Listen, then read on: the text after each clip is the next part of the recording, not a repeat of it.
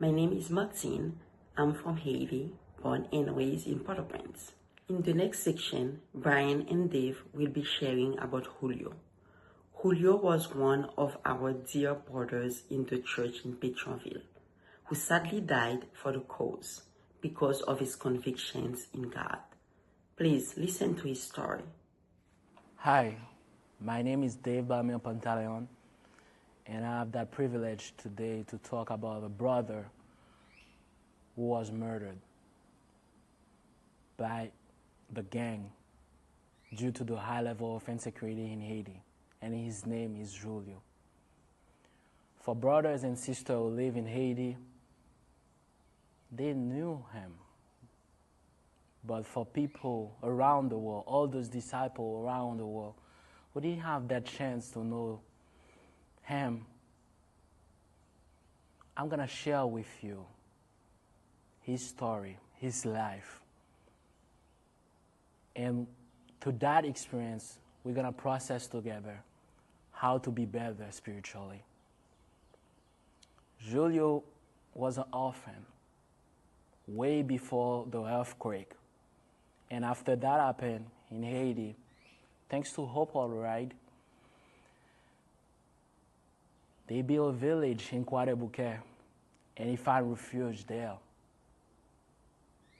Thanks to that environment, not only Julio find brothers and sisters who become his second family, but also he was baptized in 2015.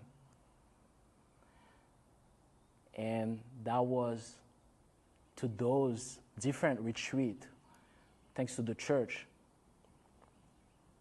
That's where I had that chance not only to know him, but have that privilege to talk with him.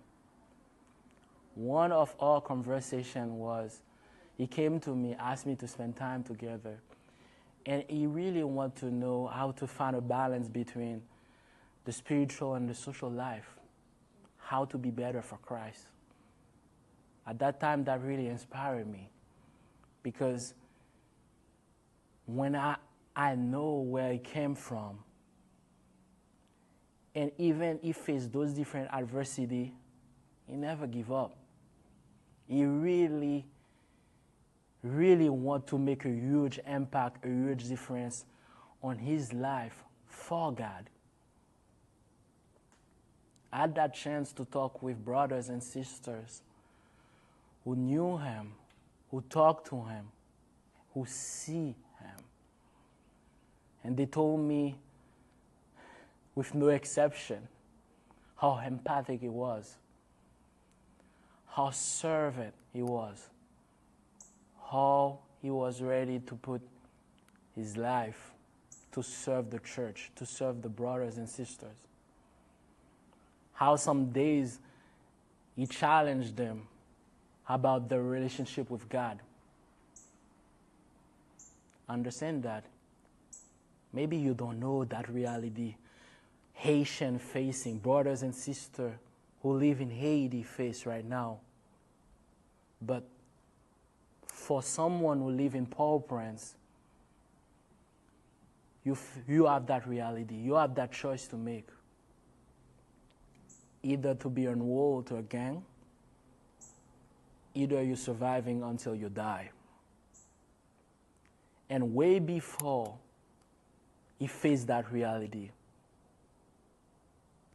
he has already taken his position. He said he's never going to be a part of a gang. He preferred to die. And years later, especially in 2021, because of the high level of insecurity in Croix-des-Bouquets, Julio was forced to leave the village and find refuge to another area. And what happened? There is no safe place in Port-au-Prince. Wherever you are, at some point you're going to be exposed. And years later, that's what happened. Because where he found that refuge in 2021, 4 years later, have a gang, have a structure from a gang, and they want to enroll people. And he made that choice. He take his position, which is to not be enrolled, to not be a part of the gang, and to take position for his faith, for his relationship with God. To imagine for someone who actually live in the United States and where all his family, with no exception, live in Haiti, receive that type of information from a brother who was murdered and burned for his faith.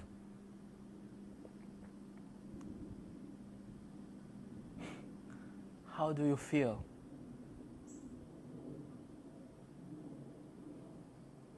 Like Julio, like Stephen, they stand for their faith until they die.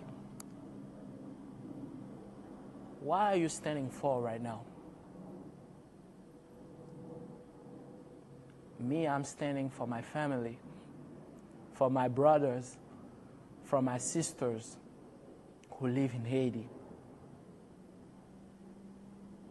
Let's stand together for Haiti.